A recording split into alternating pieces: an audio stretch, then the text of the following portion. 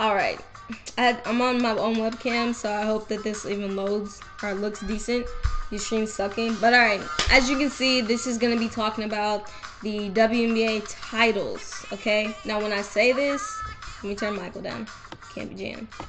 Now, when I say this, I'm not actually meaning the actual championship title. I'm meaning just the titles that players are given if they've been going out of their way all season and stuff.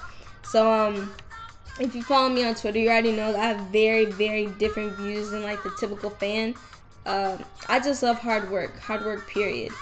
And like it or not, a lot of fans really don't know what that is. So here we go. First, I'm gonna start with MVP. What MVP means to me. I don't even have to start talking so super long. It's really quite simple. An MVP to me is a player that can pop one in your face anytime they choose. However, they get their teammates involved. Point blank, period. I don't understand why nobody, for some reason, doesn't get that. I feel like a lot of people, and I really don't blame the fans because it's been like this for a very long time, but I feel like so many people in the world, they look at a superstar, you know, they're like, dang, she's so nice. They just watch her, you know, do her thing, and they're just like, she's MVP because she's the best. You know, but in case you guys didn't know, MVP actually does not stand for the best. You know, it doesn't stand for that. It doesn't stand for the person that gets the most points. That's not what it stands for. It actually stands for most valuable player. So let's like kind of dissect this, okay? Because I do feel like I have to really like hold up a card or something and be like, read this, you know? Most valuable player. This is what I believe that it means. Valuable. Meaning if the player was gone, the team would be affected. Now, sure, you can say, well, the person that's making all these points, the team would be affected clearly. However, I kind of envision this a little different. Valuable player is the player that gets other people's shots. A lot of people don't realize whenever a star is having a bad game, or say if they get like 15 points, which is typical for a pretty good player in the WNBA to have, but it's not superstar status, you know. And so when a really good player gets that, the media just ridicules her. And not even in the WNBA, every single game, you know. What people fail to realize with those 15 points, when that player has like about 6 or 7 assists, let's do the math, people. 7 times 2, or you can even throw in a 3 every now and then for what her teammate got when she passed her that ball. So I really get so sick and tired when I hear like even the commentators just sit and ridicule a player talking about, oh, she's not being herself today. No, you know, it's like, my dude, she has like 12 points and like 8 assists. Hello, she's getting other people their shot. So like I said, MVP to me means the player that is able to be a star, however they can get their teammates involved. And honestly, pretty much, I normally do not look at the WNBA little, here's our predictions. I'm not in with all that. I've never really liked the whole MVP thing, but until last year, definitely I was like, okay, I'm done. No more. I'm not concerned anymore about MVP because it's just an award. And when you know for a fact that this player's work better than this player, and then that player wins, it's like, okay, come on. But so anyways, we're not going to get into that. Like I was saying, MVP to me means a team player. Something that's actually kind of rare when you're talking about stardom. So right now, I'm just going to name out a few players that this year have just been they've not shocked me because I already knew that they were capable of being such a team player. But I've just been so proud of them for sticking true to themselves. Even if they've been losing, they've been true to themselves as a player, and they haven't been hogging the ball like other players. Ball hogs, they don't get any respect to me. I personally don't really understand how a guard or even a forward can have 0 assists. The best guards, even if they're having a bad game, they can always get their teammates involved. So it's kind of just shocking to me when I see a player have 30 plus points with 0 assists. It's like, so what did you do all day? What did you do all game? I just don't understand it. If Tina Charles' big self can get up there and have freaking triple-double, okay, she's a big girl. That's not even her job to do all that. She's a big girl, and if she can get out there and have freaking triple-double, then any little guard or any little forward can get out there and pass the freaking ball. So anyways,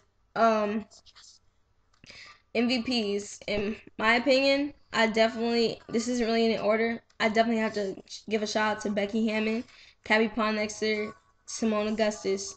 Those three right now, Tamika Catchings also.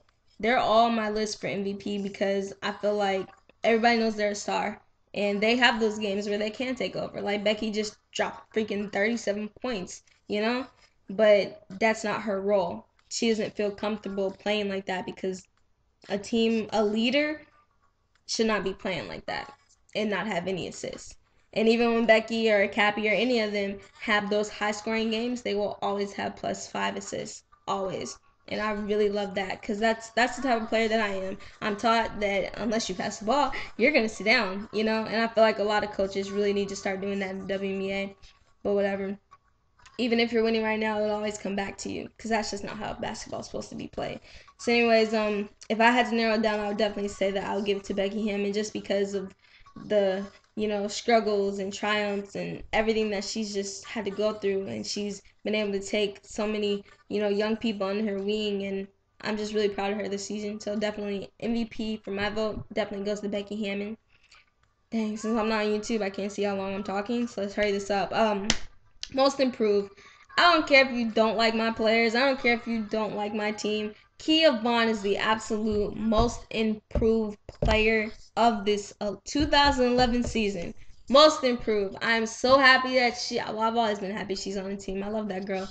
But I'm just so happy that we have a player that's seriously about to start shocking even more people. Before the season even started, I called it. I was like, man, Kia is going to have a crazy season this season. Because you could already tell during last year finals, she was stepping up like crazy. And I told her, like, she thinks I'm playing. She will be hitting 3-pointers. She is so near the line already. She's going to be a big, just like Candace Parker, that can knock down some threes. Did I say free throws early? I don't know. She's going to be hitting threes. Bet. So anyways, I'm very happy for my girl Kia.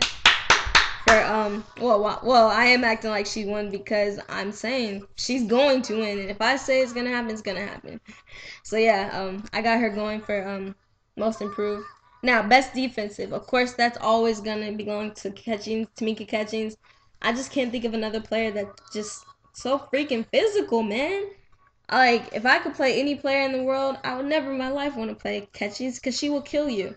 And that's why she always gets that whole supportive player award or whatever. She'll always be there to help you up because she knows she's gonna knock the heck out of you. She knows she's gonna knock the wind out of you because she's so freaking strong and big, and that hurts. I see when players get hit by her, they're seriously like, "What the heck just ran into me?" And that's why she reaches her hand down because she knows she's tough. So definitely, I say she's always gonna get best defensive player. My hat goes off to her. I respect her so much. UT baby all day.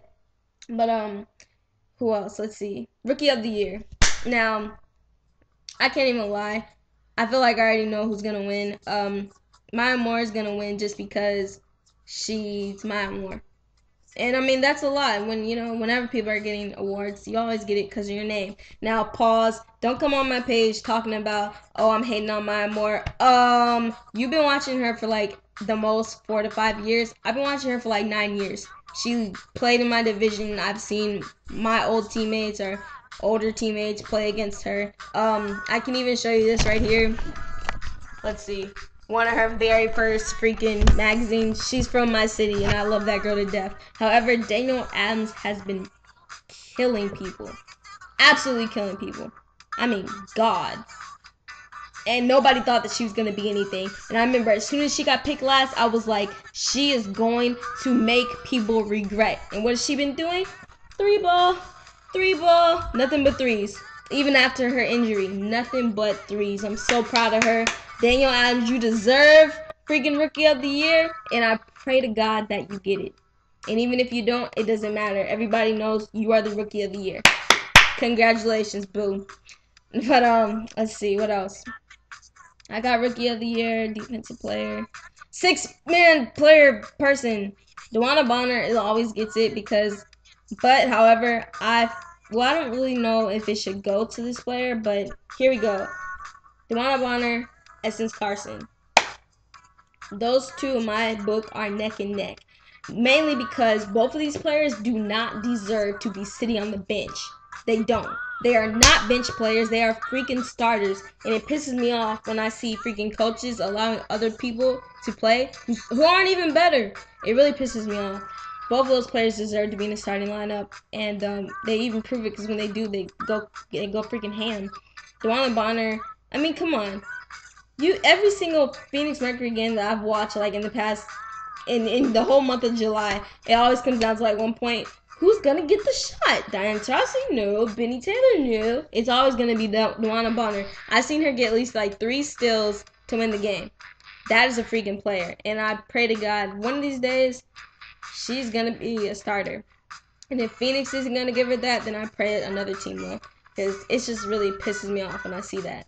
But so definitely shout out to DeWanna Bonner and both Essence Carson. Essence Carson is the spark plug for the Liberty, and come on, she has so many blocks when it's needed.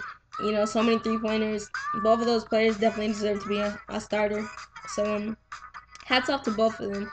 So yeah, this year it has been my favorite season, not because of any standings. Just I felt like, I mean, everybody has their favorite season. This one wasn't mine. I felt like the competition wasn't that fierce until the very end, and it just hasn't been the same. So hopefully I can even upload this, and that's pretty much it, guys. Playoffs are upon us, and I'm so excited. Lego!